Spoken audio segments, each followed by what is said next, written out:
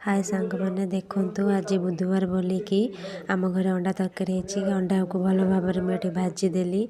भाजी दे सारापर पियाज तेल गरम करदेली। तेल गरम हो सारापर पियाजटा पकईदेली। देखु पियाज भल भाव हो सारापर अदा रसुण पेस्ट देकी भलिक से कषिदेली। टिके भलिक से कषि सारापर हल्दी लुण लंका गुंड देकी भलसे आउ भल भाव कषिदेली।